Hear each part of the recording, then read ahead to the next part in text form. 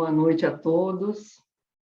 É um prazer estarmos aqui novamente reunidos para estudarmos o Evangelho segundo o Espiritismo, este manancial abundante que Cristo nos legou, né, para o nosso crescimento espiritual, para o nosso adiantamento espiritual.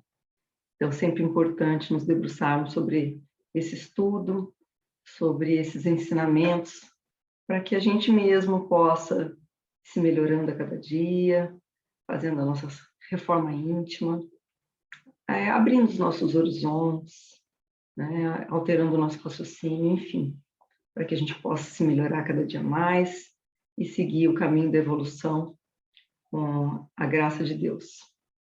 Hoje aqui uma noite fria, por isso essa quantidade de agasalho, não sei como estará aí no domingo, no dia em que todos irão assistir o vídeo, né? A gente grava com um pouquinho de antecedência, mas espero que todos estejam bem, com saúde, todos dispostos, com bastante ânimo, para a gente aproveitar ao máximo os ensinamentos da noite de hoje.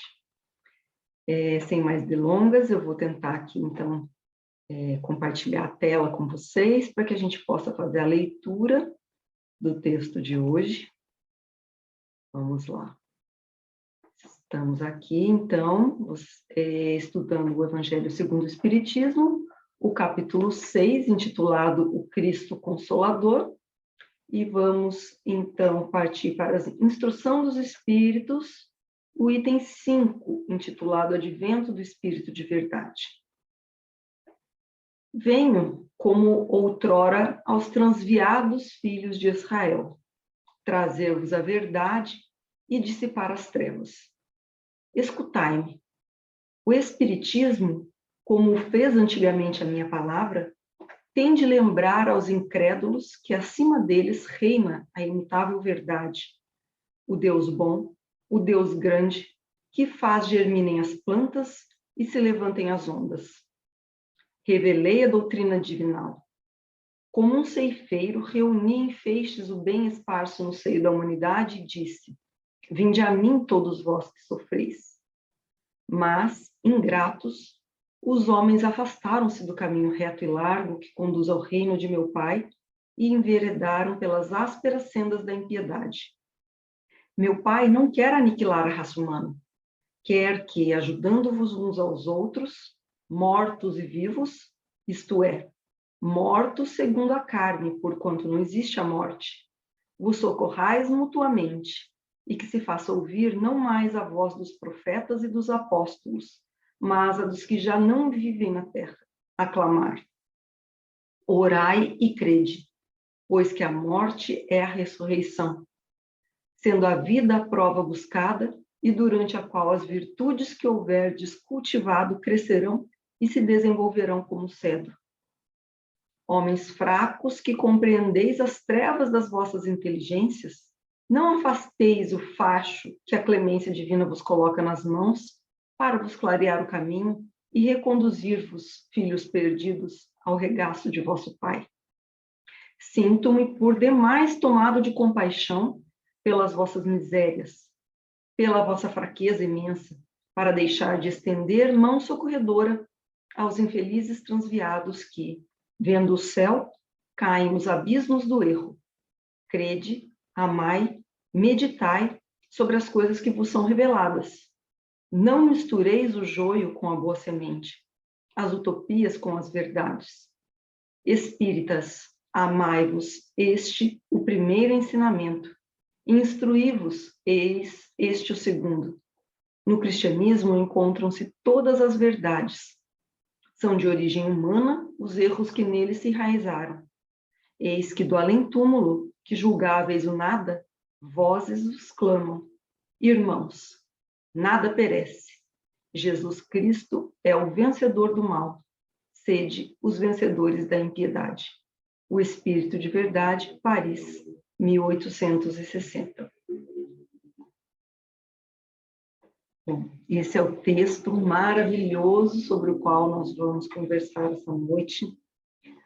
Vejam que é um texto diretamente trazido do Espírito de Verdade, Que maravilha, né? A gente poder ouvir isso tudo, esses conselhos, é um chamamento. Vejam que ali tem um convite, uma exortação mesmo para que a gente tenha olhos de ver, ouvidos de ouvir, para que a gente não deixe passar essa doutrina, essa nova revelação, essa doutrina tão rica, que a gente abrace esses ensinamentos, que a gente não deixe passar mais uma oportunidade, porque nós já deixamos passar algumas. Esse é o convite, né? E esse é o convite feito na noite de hoje para todos nós. Mas vamos voltar lá um pouquinho, vamos conversar um pouquinho, né, sobre o Cristo Consolador, para que a gente possa, então, entender melhor, né, o sentido de toda essa mensagem, dessa instrução, né? Bom, vamos, então, em primeiro lugar, deixar bastante claro aqui que o cristianismo, né, que a gente conhece, né, a doutrina cristã, enfim, os ensinamentos que Jesus Cristo nos legou há mais de 2000 anos atrás, e que hoje diversas nomenclaturas religiosas, né, diversas congregações dão nome de uma religião ou outra, mas, enfim, falando precisamente dos ensinamentos que Jesus nos trouxe, né, como o cristianismo, contém já todas as verdades, já contém tudo o que a gente precisava conhecer, tudo. Bastava a gente ter um pouco de boa vontade para compreender a lição que ele já nos deixou lá atrás. A gente estivesse repetindo, né? Vai ficar enfadonho, mas usar novamente a mesma expressão, olhos de ver, ouvidos de ouvir, para que a gente pudesse entender que desde lá, do princípio de mais de 2000 anos atrás, essas verdades já nos foram entregues. Jesus não disse, quando ele esteve aqui, que era preciso nascer de novo para conhecer o reino de Deus, né? Era necessário morrer, nascer de novo. Nós temos esse relato, inclusive, bem trazido já, claro, que mais esclarecido, depois a doutrina espírita esclarece muito mais as coisas, no livro Boa Nova, na conversa de Jesus com Nicodemos, mas esse texto já estava nos escritos bíblicos, né? Bastava que tivéssemos boa vontade para compreender o alcance da lição que ele já havia nos deixado. Ele também nos disse que há muitas moradas na casa do Pai. Isso lá, há quantos, mais de 2000 anos atrás.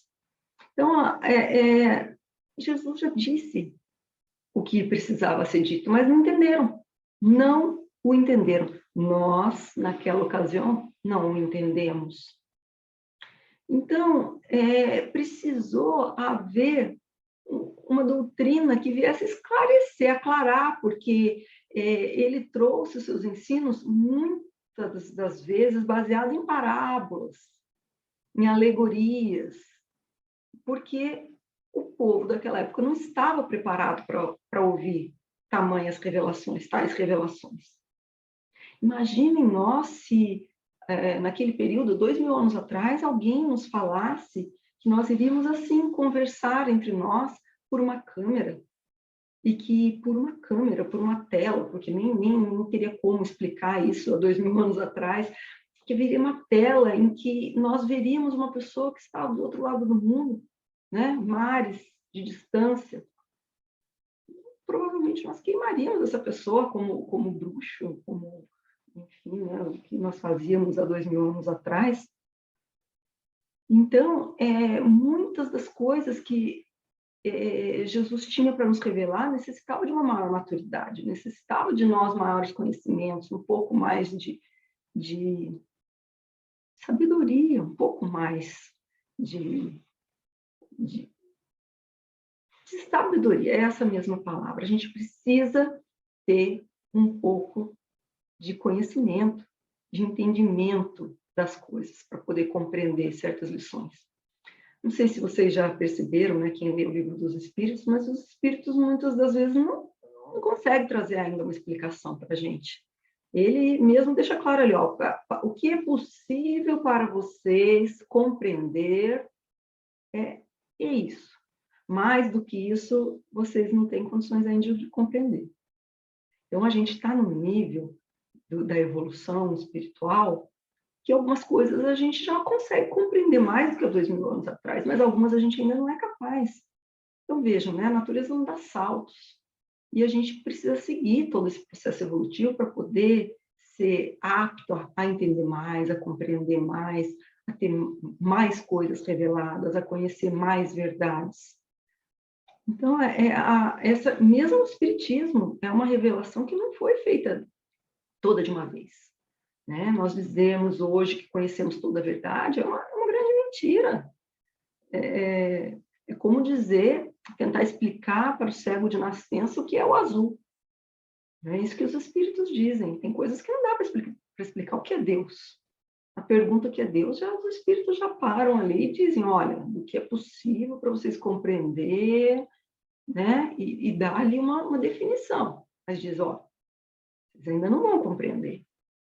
Muitas vezes ele diz, olha, tem dificuldade de linguagem, então, o que você está tentando dizer até, né, existe aí uma pobreza na linguagem, mas é mais ou menos isso. Né? Ele responde isso para as perguntas de Kardec, hein? Alguém, um estudioso, né? Não era qualquer pessoa. Então, imagine nós, né? O que é possível que a gente compreenda, o que não é. E imagine a gente mesmo há 2000 anos atrás, né? Mas Jesus, já naquele tempo, né, ele revelou tudo o que ele podia com a linguagem que era possível, né, da forma mais pedagógica possível, como que falando com crianças, com historinhas, e deixou ali dito aos discípulos que ele não estava podendo dizer tudo, que ele ainda iria revelar mais coisas. E ele foi crucificado, né? Depois de 3 dias, ele reapareceu aos discípulos, o que a Igreja Católica chama de ressurreição. Nós aqui, os espíritas, podemos falar, né, em materialização, enfim, em fenômenos mediúnicos, que ele apareceu de uma forma espiritual, mas a mediunidade explica, né? Ele não foi realmente uma ressurreição, não foi o próprio corpo que ele estava utilizando, mas é o corpo perispiritual que foi ali visto por todos. Né? E nós sabemos que existem, inclusive possibilidade de materialização dele realmente ser tocado, enfim, nós estudamos isso com maior propriedade no livro dos médiuns. Mas, bom, vamos chamar então de ressurreição, né? Então, Cristo ressuscitou depois de 3 dias, e ele apareceu a inúmeras pessoas, né? Primeiramente a Maria de Magdala, ele apareceu aos discípulos que caminhavam pela estrada do Emaús, e aos seus apóstolos, ele apareceu aos seus apóstolos. E quando ele apareceu aos seus apóstolos, ele disse a eles que aguardassem o cumprimento da promessa, que eles seriam batizados pelo Espírito, com o Espírito Santo, e que isso ocorreria alguns dias ali, mais alguns dias para frente. Eles receberiam, então, virtude e seriam suas testemunhas. Os discípulos, então, os apóstolos, então, eles voltaram a Jerusalém, se reuniram num local que era conhecido como cenáculo, subiram ao cenáculo, e lá eles se mantiveram reunidos, e todos, assim, aguardando esse acontecimento. Então, eles ficaram ali como que em meditação, reflexão, todos eles ali, em oração, e esses pensamentos unânimes, né, de todos eles ali numa mesma sintonia, naquela vibração de meditação mesmo, de reflexão, fez com que aquele ambiente se tornasse propício para um fenômeno mediúnico que se seguiu, né, que nós chamamos ali do Pentecostes, que foi essa psicosfera necessária para esse fenômeno acontecer, que foi um fenômeno em que ouviram-se um ruído como de um vento impetuoso que encheu ali toda a casa, e apareceram como, isso é narrado de uma forma como é narrado nos evangelhos, né? Apareceram como que línguas de fogo, né, que pousaram sobre cada um dos apóstolos, e eles ficaram cheios de Espírito Santo e começaram a falar em línguas. Isso é o que dizem os evangelhos. Né? O que foi que aconteceu naquela ocasião, então? O que a gente já estuda, né, no Espiritismo, houve um fenômeno mediúnico. Eles ficaram ali numa vibração tal que possibilitou, né, uma psicosfera necessária para a eclosão desse fenômeno mediúnico, em que os apóstolos todos ali passaram a realmente sofrer a influência espiritual de espíritos elevadíssimos, e eles foram hábeis a falar com as pessoas que estavam ali todas reunidas em Jerusalém, porque ali acontecia a festa judaica do Pentecostes, como eu disse, que é uma festa em que os judeus comemoram o recebimento dos 10 mandamentos. Então a cidade ficava cheia. Tinha muitas pessoas que vinham de fora, muitos estrangeiros, né? E eles conseguiam falar um pouco de Jesus, da Boa Nova, dar os ensinamentos, compartilhar os ensinamentos do Cristo, com cada pessoa na sua língua. Este é o fenômeno que é descrito na Bíblia. Né? E o que não foi isso? Não seria a forma de se trazer a Boa Nova através da mediunidade? Já não era aí um momento em que o próprio cristianismo, né, como a gente tratou aqui no início, como sendo os ensinamentos de Jesus Cristo, estava sendo compartilhado com o uso da mediunidade, através dos próprios espíritos, usando os apóstolos como intermediários. Então, isso é um fenômeno que já aconteceu lá, mais de 2.000 anos atrás. E Pedro teve a ocasião de dizer, porque as pessoas que estavam lá reunidas, muitas das vezes estavam rindo deles, dizendo, olha lá, eles estão bêbados, estão embriagados, falando dos apóstolos. E Pedro diz, não, ninguém aqui é ébrio, ninguém está embriagado nessa hora do dia, né? O que está acontecendo aqui, que está sendo cumprida a promessa do profeta Joel. Né? O profeta Joel que trouxe a profecia dele, eu trouxe aqui escrita para não perder, eu vou ler, que ele disse mais ou menos, né, que há de ser que depois derramarei o meu espírito sobre toda a carne, e vossos filhos e vossas filhas profetizarão, os vossos velhos terão sonhos, os vossos jovens terão visões. Pedro explicou a eles que era esta profecia que estava sendo cumprida.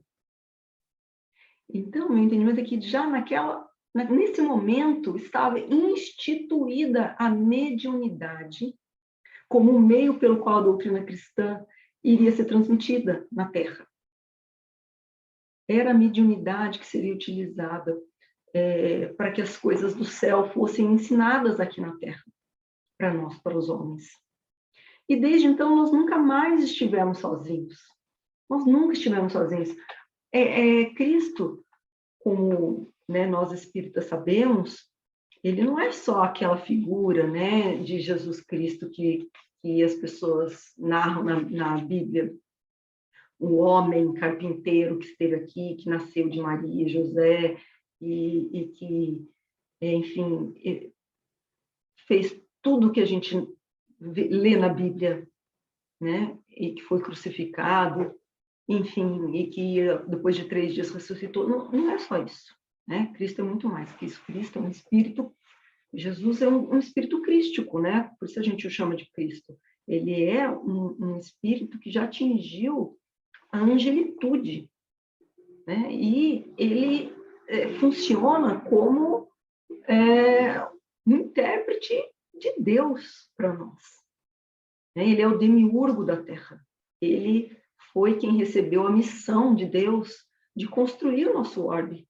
Ele foi o construtor, de construir e depois conduzir toda a humanidade que existe aqui, que evolui no nosso planeta, para nos conduzir nesse processo de evolução. Então, ele é o construtor, ele é o administrador, ele foi o botânico, ele é o jardineiro, ele é o cientista, ele é o médico, né? Ele é o espírito mais evoluído que já pisou aqui e que está conosco desde o início dos tempos, como ele mesmo disse, e estará até o final dos tempos conosco, porque ele é o responsável pela evolução do nosso planeta Terra e pela evolução de todos nós. Então, Jesus, como esse espírito, falando dele na forma espiritual e não mais como o Jesus de Nazaré, ele tem um plano para cumprir todo esse processo evolutivo. Né? Começou lá em tirar da nebulosa, né? Lá o nosso orbe, daquela nebulosa que se desprendeu do Sol, e enfim, de fazer, né, moldar esse globo terrestre e de depois fazer com que ele esfriasse, de que se formassem água, atmosfera propícia para que pudesse existir animais e vegetais, enfim, tudo que existe. E isso levou milhões de anos, todo esse processo, e ele estava lá, ele acompanhou. Né? O tempo desses espíritos não é o mesmo que o nosso. É um trabalho que ele desenvolve, como a gente desenvolve assim, olha, eu tenho um projeto aqui de instalar uma empresa, de criar uma empresa e fazer... É a empresa de Jesus, isso aqui. E ele, então, tem um projeto. Ele não é qualquer administrador, né? Ele é muito melhor que qualquer CEO de qualquer empresa que nós temos aqui. Né? Porque a sabedoria é de bilhões e bilhões de anos de evolução, de um espírito que há 4,5, aliás, 4,5 bilhões de anos, ou quase 5 bilhões de anos já, né, que a Terra existe, ele já é um espírito crístico.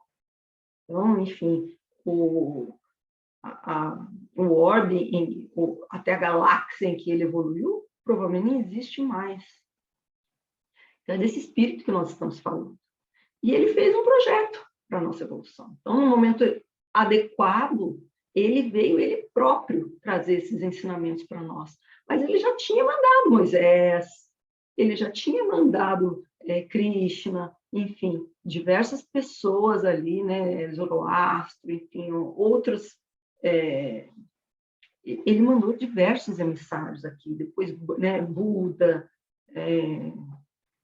enfim, Maomé, todos são emissários, são missionários enviados por Cristo, para trazer um pouquinho de luz em cada canto do orbe, para nos fazer crescer, para nos fazer evoluir. Tudo está dentro do planejamento, né? Está tudo dentro do planejamento. O que é melhor para cada um, para cada civilização que habita esse orbe, ele foi enviando. Né? Quando chegou o momento certo, como eu disse, ele veio, ele próprio, e como nós também conversamos, né? Naquela época ele não pôde dizer tudo. Né? Ele não pôde dizer tudo, mas nós não ficamos desamparados. Ele próprio disse que nós não estaríamos desamparados. Ninguém aqui no orbe fica desamparado. Então, ele enviou outras vezes Francisco de Assis, Chico Xavier, Allan Kardec. Ele foi enviando, né? Outros missionários aqui para ir nos esclarecendo até que chegasse o momento oportuno de que pudesse realmente ele cumprir com uma outra promessa, que era da terceira revelação. Então, Oriente, Ocidente, catolicismo, budismo, protestantismo, todos nós estamos sob a batuta de Jesus Cristo, que está regendo toda essa orquestra de forma harmoniosa, até que a gente possa um dia alcançar a religião universal, que é a religião do amor. Né? Então, os planos de Jesus para a regeneração da Terra, eles se iniciaram, né, as estratégias dele se iniciaram lá, logo após logo depois que ele moldou esse planeta, né, mas principalmente depois que ele esteve aqui, se iniciaram e foram sendo utilizadas as estratégias para cada momento, e, enfim, chegou o momento em que ele entendeu que a gente já estava crescidinho, um pouco mais maduros, para receber ensinamentos mais diretos, ensinamentos mais explícitos, que ele pudesse dizer coisas que ele não pôde dizer com tanta clareza alguns tempos atrás. Então, lá pelo século XIX, né, Foi um momento em que se intensificaram essas comunicações, porque, como eu disse, já se iniciaram lá desde Pentecostes, olha. Aliás, até desde antes de Jesus, a comunicação nunca deixou de existir comunicação entre o plano espiritual e a Terra. Né? Entre, como disse ali o Espírito de Verdade disse na instrução que nós lemos, né? Entre os mortos, né? Os mortos da carne e os vivos. Sempre existiu essa comunicação, mas essas comunicações se intensificaram. Foi um projeto, foi um movimento concatenado do alto para nos despertar, para nos acordar, para chamar atenção. A chamar a atenção de todos para isso. Tem que ter estratégia, não é estratégia de marketing. Qual que é a estratégia de marketing? Vamos causar aqui um evento que realmente chame a atenção. E foi então, né, que esses fenômenos arquitetados pelo alto se iniciaram. É interessante, eu não sei se vocês conhecem, já ouviram falar de Andrew Jackson Davis. Ele foi, assim, um médium, né, desse período do século XIX, que ele fez inúmeras previsões, inclusive sobre máquina de escrever, automóvel. Existe um livro contando sobre todas as previsões que ele fez. Ele fez inúmeras previsões naquele período. E no dia 31 de março de 1848, ele fez uma anotação muito interessante no seu caderno de notas. Eu vou ler também para não perder nada do registro que ele fez. Ele registrou assim: esta madrugada, um sopro quente passou pela minha face e ouvi uma voz suave e forte que me disse: irmão, um bom trabalho foi começado. Olha, surgiu uma demonstração viva. E no mesmo dia, vocês sabem o que aconteceu? No mesmo dia que ele anotou, fez essa anotação, esse registro, começaram os fenômenos lá em Hydesville, nos Estados Unidos, com as irmãs Fox. Um movimento que chamou a atenção do mundo, né? Em que elas recebiam, existiam pancadas na residência delas, e elas começaram, né, a se incomodar com aquilo, e então começaram a fazer perguntas, e essas pancadas começaram a responder, e perceberam que existia uma inteligência por trás daquelas pancadas. E, enfim, descobriram, né, que através de respostas feitas por pancadas, que essas pancadas estavam sendo feitas por um espírito que tinha de alguém que tinha morado naquela residência e que havia sido assassinado. E chegaram, inclusive, a encontrar, né, posteriormente, em escavações, alguns restos mortais realmente encontrados no local em que esse espírito mencionou que teria sido enterrado. E isso chamou a atenção no mundo. Né? Logo em seguida vieram as mesas girantes na Europa, e isso tudo aconteceu na mesma época. Vejam que é um plano. Tudo acontece para chamar atenção ao mesmo tempo.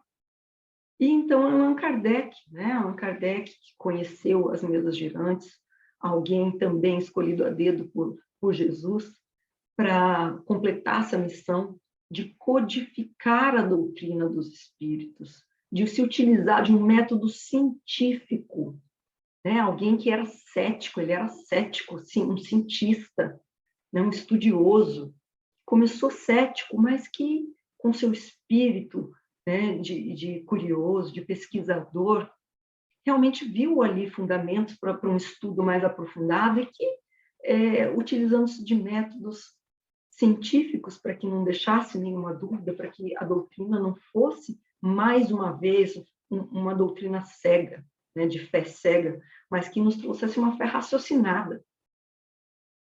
E ele, então, cumpriu com a sua missão e nos trouxe essa doutrina tão maravilhosa que é o Espiritismo. É a doutrina dos Espíritos. Ele codificou, mas a doutrina dos Espíritos, essa revelação não vai acabar nunca, porque a cada dia mais os Espíritos vão prosseguir se comunicando-se conosco, e na medida em que nós formos aptos a obter maiores esclarecimentos, os Espíritos nos trarão. É uma revelação que veio para ficar. Nós não estaremos mais sozinhos, não estamos mais desamparados em momento algum. É isso que essa doutrina tem de tão consoladora, dentre, claro, outros aspectos, né? É o cumprimento da promessa do Cristo. Vamos lá novamente para ler. A promessa do Cristo que foi: eu rogarei a meu Pai, e ele vos enviará outro Consolador, a fim de que fique eternamente convosco o Espírito de verdade, que o mundo não pode receber, porque não o vê e absolutamente não o conhece. Mas quanto a vós, conhecê-lo-eis, porque ficará convosco e estará em vós. Mas o Consolador, que é o Santo Espírito que meu Pai enviará em meu nome, vos ensinará todas as coisas e vos fará lembrar de tudo que vos tenho dito. Então, este é o Consolador prometido, a doutrina espírita. Então, o Espiritismo, que veio para ficar conosco eternamente, como ele disse, né? Consolador, ele vem da palavra paracletos, que significa para, significa ao lado de, e kletos é uma conjugação do verbo chamar. Então, é aquele que foi chamado a estar ao nosso lado por toda a eternidade. Este é o Consolador prometido. É porque nós teremos esse auxílio espiritual de nossos mentores, de guias de espíritos mais elevados. Eternamente, nós poderemos contar com esse auxílio. Sempre. Né? Uma vez que nós nos permitamos, abracemos essa doutrina, que a gente compreenda cada vez mais como é que é o funcionamento de tudo isso que nos foi revelado, para que a gente possa gozar dos benefícios que a doutrina veio nos trazer. Né? E desde então, desde que a doutrina espírita foi concebida, né, foi mais do que concebida, nos foi revelada, não é mais campo para engano. O ensino veio assim, literal. Não tem mais como dizer, olha, mas eu interpreto isso, eu interpreto aquilo. Não, está com todas as letras, todos os pontos nos is. Não tem mais como a gente fazer dúbias interpretações, interpretações contraditórias, está tudo às claras. Tudo foi revelado às claras para todos os lugares do mundo. Quem quiser, mas o Espiritismo não chegou em Cuba, não chegou na Coreia, não chegou na China, não chegou na Índia, enfim. Não tem problema.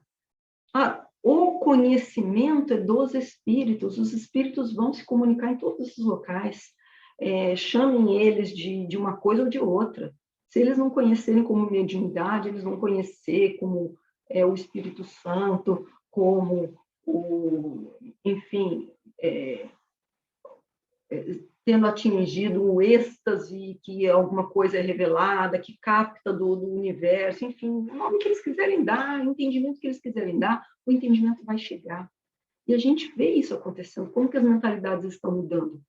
Mesmo as religiões que dizem não acreditar em reencarnação já assistem novelas falando de reencarnação, filmes espíritas, já começam, né? Não sou espírita, mas Chico Xavier. Não, Chico Xavier eu gosto do Chico Xavier.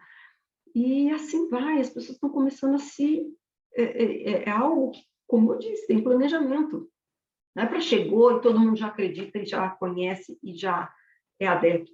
Mas é algo que vai ser trazido e com o tempo nós vamos incorporando. Vai incorporando no consciente coletivo. Né? Um passa um pouquinho já com mais... de uma maneira mais natural para o seu filho vai passar com mais naturalidade para o neto, até que isso vai ser incorporado na cultura de todos. Então, existe um planejamento, isso vai acontecer. Não é que o espiritismo vai ser religião oficial, não. É o ensino imutável e universal de Deus, né? Que são as leis de Deus que Jesus veio nos trazer, que vai se tornar de conhecimento de todos. O Espiritismo é uma lei natural, nada mais do que isso. Então, essa lei natural, sim, é que vai ser algo universal que todos seguirão, né? Chamando ou não de religião, dessa, daquela, mas os ensinamentos serão todos universais. E o que essa revelação veio nos auxiliar? Por que nós chamamos de consolador essa doutrina? Por que é o Cristo Consolador? Porque o Espiritismo ele veio nos dizer que a morte não existe. que a morte não existe. Não existe antítese de vida. Antítese de vida não é morte. Não é. Né? A antítese aliás, de morte, né, é nascimento e não vida. Tem o nascimento e tem a morte. Mas a vida não tem antítese. Vida é vida. A gente vive na carne, a gente vive no espírito, mas a gente vive, a vida não acaba. Né? Então, como que isso consola? Eu não tenho mais medo, não tenho temor da morte. Eu sei que eu vou continuar vivo. Então, dizer, olha, o máximo que pode acontecer é morrer, é o mesmo que dizer, olha, do chão não passa. A gente sabe, não precisa ter medo. É claro que ninguém aqui a gente sabe que a vida tem um propósito e tem um valor que a gente não pode desbaratar a vida, descuidar, né, do corpo físico, não é isso. Não é no sentido de não valorizar a nossa vida, mas no sentido de não temer, de não morrer, mas de medo de ter isso como né, algo que nos petrifica, que nos paralisa. E a morte dos nossos entes queridos também, claro que a gente sofre com a perda, a gente sempre sofre com o afastamento, com o distanciamento, de não ter mais o contato diuturno com alguém, mas a gente sofre, mas a gente não precisa mais se desesperar, né? O desespero, aquela coisa, eu quero morrer junto, isso o conhecimento espírita consegue debelar. Consegue debelar. Você sabe que o amor existe para todo sempre. Que os nossos familiares que nos antecederam nessa viagem para o plano espiritual, nós vamos encontrá-los novamente. Eles vivem e nós os reencontraremos. Isso é muito consolador. Isso é muito consolador. É muito consolador saber que eu tive um filhinho que já nasceu com uma doença muito grave, um bebezinho, de eu entender que Deus não é injusto, Deus não é mau, porque aquele bebezinho, que isso tudo existe uma causa para o sofrimento. Né? A gente começa a entender as causas do sofrimento, que isso está ligado a um passado espiritual, que existe uma trajetória, que mesmo o espírito pequenininho, ele tem uma bagagem espiritual. E a gente começa, com a compreensão do motivo do sofrimento, a gente compreender já é algo consolador, né? Ter compreensão, porque quando a gente não entende é muito difícil de aceitar as coisas que a gente não compreende. Então, a compreensão já é um ponto muito positivo. E quando a gente compreende, não só isso que a doutrina espírita ensina, mas ela ensina que o sofrimento tem uma causa, que essas causas estão ligadas às nossas imperfeições, mas que todos nós podemos e iremos vencer as nossas imperfeições, que todos nós iremos atingir a condição de espírito puro, que isso é um determinismo divino, que todos nós alcançaremos a felicidade. Todos nós fomos criados simples e ignorantes, mas com um futuro brilhante já esculpido no nosso DNA, presente no nosso DNA. Que, querendo ou não, nos esforcemos ou não, ainda que nos arrastando, nós seremos espíritos puros um dia. Seremos espíritos felizes. Isso é tudo. É muito consolador, é muito bonito, muito belo. Nos alimenta a nossa alma, alimenta o nosso espírito, nos faz dar valor a coisas que nós não daríamos normalmente se acreditássemos que nascemos aqui no berço e acabamos no túmulo. A gente passa a entender que os bens materiais são um instrumento para a nossa evolução, não o fim da nossa vida. A gente pode dar mais valor a outros bens, os bens do espírito. A gente passa a ter mais empatia pelos nossos irmãos, porque nós compreendemos que todos nós passamos por diversas vivências, a gente vem, ora como homem, ora como mulher, ora num lado do globo, ora de outro lado do globo, ora na pobreza, ora na abastança, e que então, ora numa raça, ora em outra. Então não faz sentido preconceitos de raça, de credo, de enfim, de xenofobia, né? Ou nos sentimos superiores por sermos de um país ou de outro. Não faz sentido esse preconceito de gênero também. Uma hora eu vou vir como homem, uma hora eu vou vir como mulher. Nada disso faz sentido. Não faz sentido ter fronteira, a gente impedir que um ser que um dia já foi... hoje, por exemplo, não consigo visto para os Estados Unidos, mas a encarnação passada era americana, nasci lá. Que sentido que faz? Né? Nos faz enxergar num desconhecido alguém que eu preciso ajudar. Preciso ajudar também. Porque esse alguém pode ter sido alguém muito querido, alguém que me ajudou numa outra existência, ou alguém com quem eu vou ainda viver coisas incríveis em existências afora. Me faz entender que eu preciso melhorar tudo para todos, não pensar só em mim. Porque não faz sentido eu querer algo de bom só para mim e deixar tudo aqui na Terra e numa próxima existência eu reencarnar dentre aquelas pessoas que eu espoliei, dentre aquelas pessoas para quem eu não fiz nada, dentre aquelas pessoas para quem eu não só não auxiliei, como eu explorei. Isso vai melhorar em tudo no mundo, economia, política, a justiça. Em todos os campos nós vamos melhorar com esse entendimento, quando todos realmente compreenderem de verdade, colocar no coração esses entendimentos. Né? Imagine eu, como um político, eu querer desbaratar uma escola, eu não investir na saúde, na educação, né? Enfim, em transporte, em segurança, sendo corrupto, querendo tudo só para mim, os recursos, sabendo que eu não vou embora e só simplesmente vou embora, que eu vou voltar e vou precisar da escola. Eu vou precisar da saúde pública funcionando para mim mesmo. A gente não precisa nem ser altruísta. Se a gente for egoísta, a gente já vai querer ser melhor para os demais. Né? Eu ter inimizades não me leva a nada. Eu volto na próxima encarnação unida daquela pessoa com quem eu tive uma inimizade. A pessoa volta com o meu inimigo como filho. Volto para me casar com o inimigo da outra existência. A gente passa a ver tudo com muito mais abrangência. Essa doutrina, olha, o alcance que a gente começar a reflexionar, vamos longe na área econômica. Por que eu vou dar mais valor a um trabalho do que a outro? Né? Não, eu vou valorizar todo tipo de trabalho, porque numa próxima existência eu vou voltar aqui como um trabalhador braçal, e sem ele eu não tenho produção. Né? Por que eu vou explorar tanto os meus consumidores? Vou explorar, querendo mais. Não, deixa eu auxiliar. Vamos distribuir mais as riquezas para que todo mundo tenha um pouco mais de qualidade de vida, que eu mesma venha desfrutar disso posteriormente.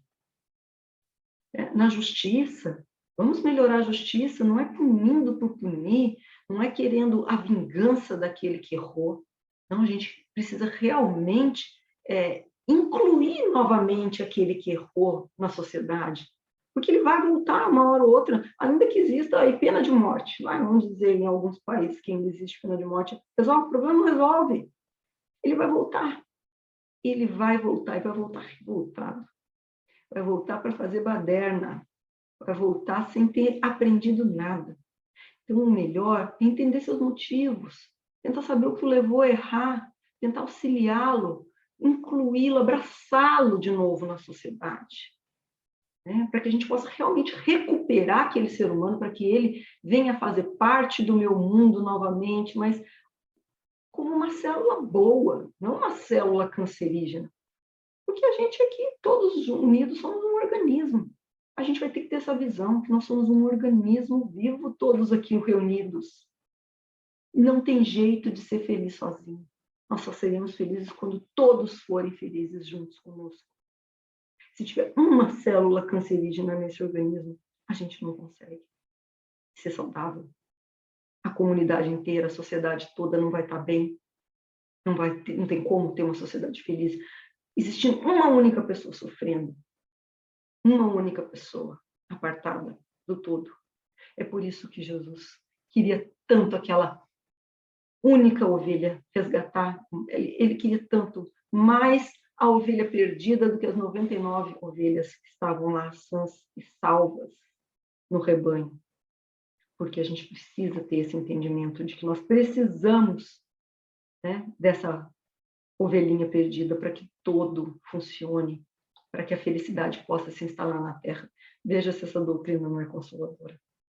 É por isso que Jesus está ali fazendo esse convite. Não deixem esse facho libertador passar. Não deixem. Amai-vos e instruí-vos. Estes são os mandamentos de Jesus. E por que este instruí-vos? Porque é uma doutrina transformadora, é uma doutrina consoladora, mas a gente precisa conhecer essa doutrina para que ela possa nos transformar, para que ela possa realmente trazer frutos, fazer com que a gente consiga expandir as nossas consciências, né? A gente precisa conhecer a doutrina para que ela possa agir como transformadora.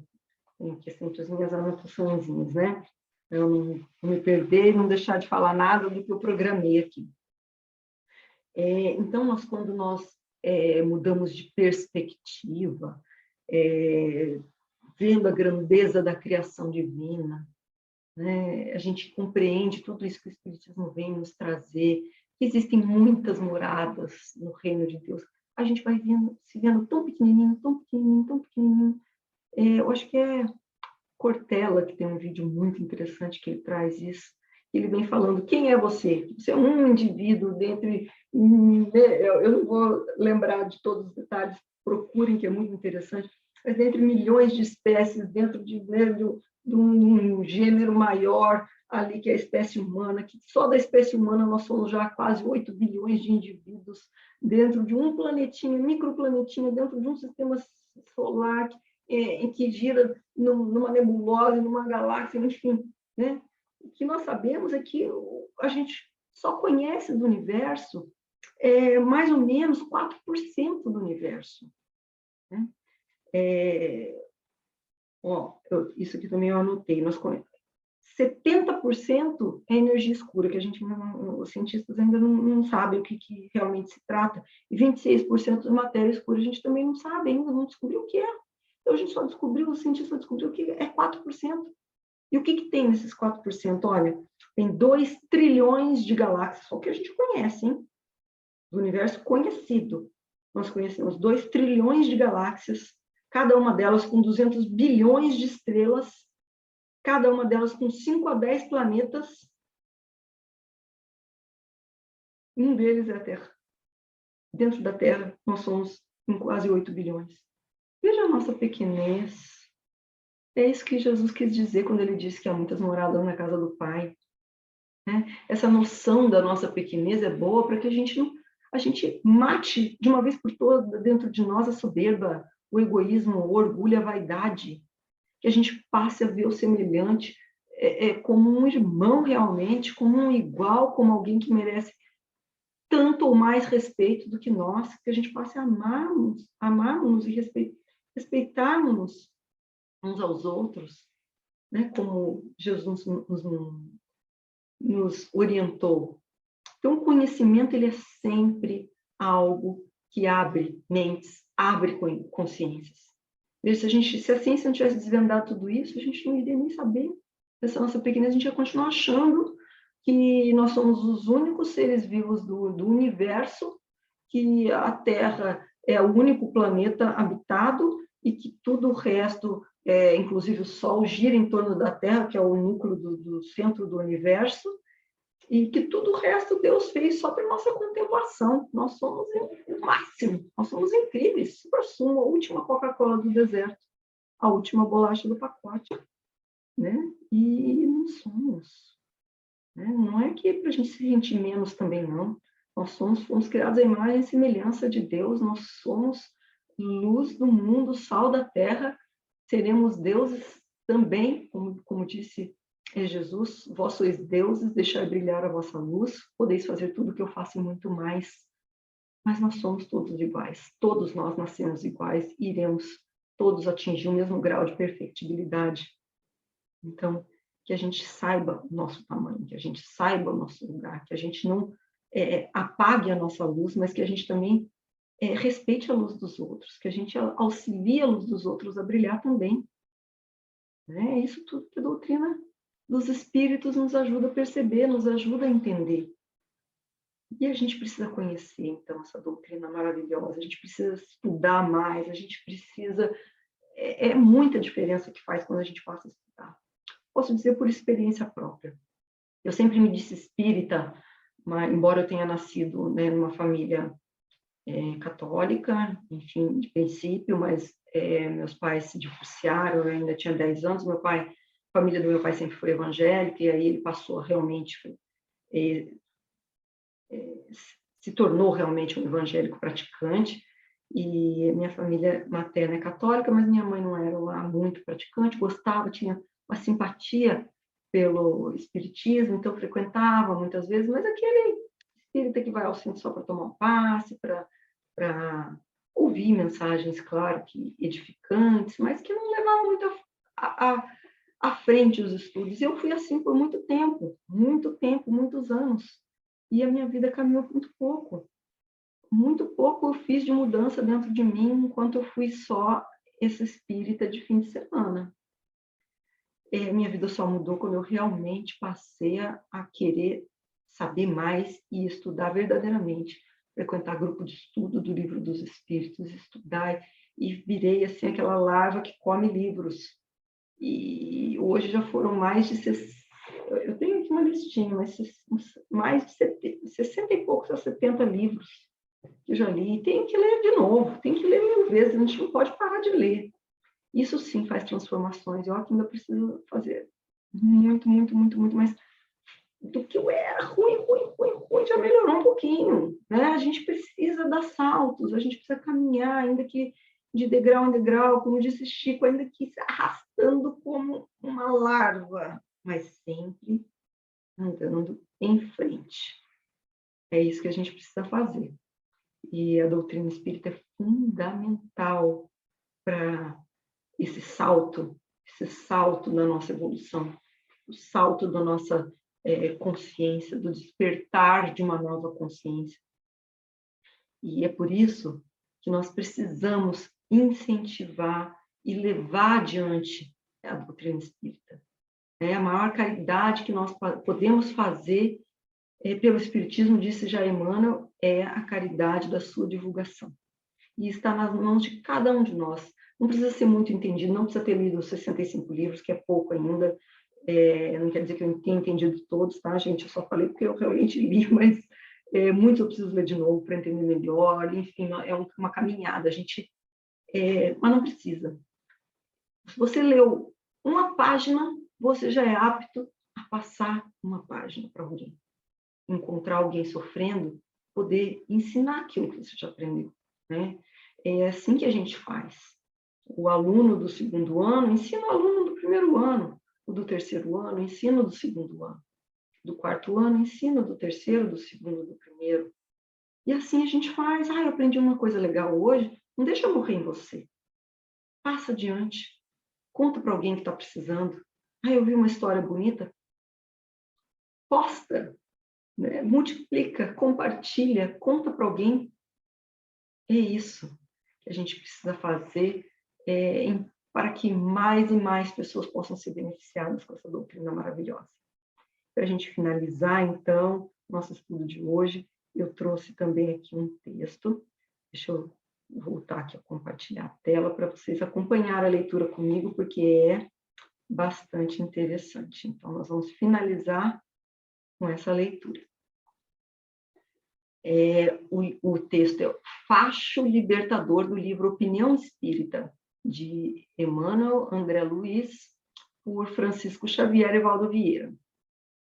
Tá? Então, o texto é o seguinte: Consolador prometido por Jesus, o Espiritismo alcança o homem por mensageiro divino, estendendo-lhe as chaves da própria libertação. Rompe os limites que circunvalam o planeta em forma de horizontes e descortina-lhe a visão do universo, povoado de mundos inumeráveis, rasgando a venda de ilusão que lhe empana a ideia da vida.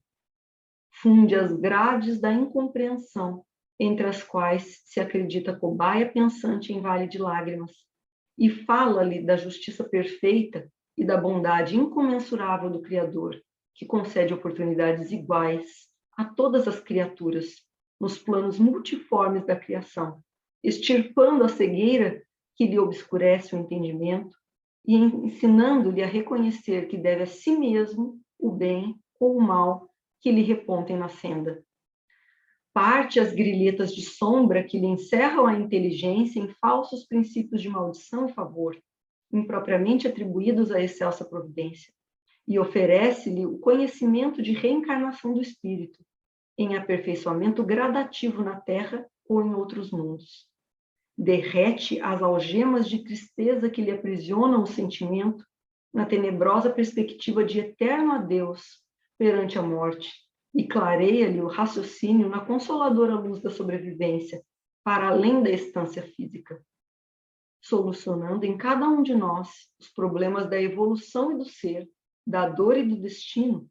O Espiritismo é o facho libertador, desatando correntes de angústia, demolindo muralhas de separação, eliminando clausuras de pessimismo e abolindo cativeiros de ignorância. Se te encontras, quanto nós, entre aqueles que tanto recebem da nova revelação, perguntemos a nós mesmos o que lhe damos em serviço e apoio, cooperação e amor. Porque, sendo o Espiritismo crédito e prestígio de Cristo entregues às nossas consciências endividadas, é natural que a conta e o rendimento que se relacionem com ele seja responsabilidade em nossas mãos. Vejam a nossa responsabilidade, né? Quanto mais a gente tem o conhecimento, mais responsabilidade nós temos em nossas mãos. Então, é responsabilidade de todos nós que já fomos beneficiados de alguma maneira por essa doutrina, que a gente auxilie na propagação, na divulgação do Espiritismo, dentre aqueles que nós amamos, dentre aqueles que nós conhecemos, entre as pessoas que trabalham conosco, e com todos aqueles que cruzarem o nosso caminho, que nós tivermos a oportunidade de trocar um pouco mais de conversa, uma palavra amiga, um abraço fraterno, que a gente leve um pouquinho daquilo que nos fez tanto bem. E é isso, meus amigos, é o final de mais um estudo. Graças a Deus, né, nós pudemos nos debruçar sobre tanto material tão lindo, tão rico, e que todos nós possamos fazer bom uso deles. E, enfim, que Deus nos abençoe, nos ilumine, nos proteja, e que nós estejamos todos muito bem, com saúde, até o nosso próximo encontro. Muito obrigada pela atenção de todos, e mais uma vez, uma boa noite.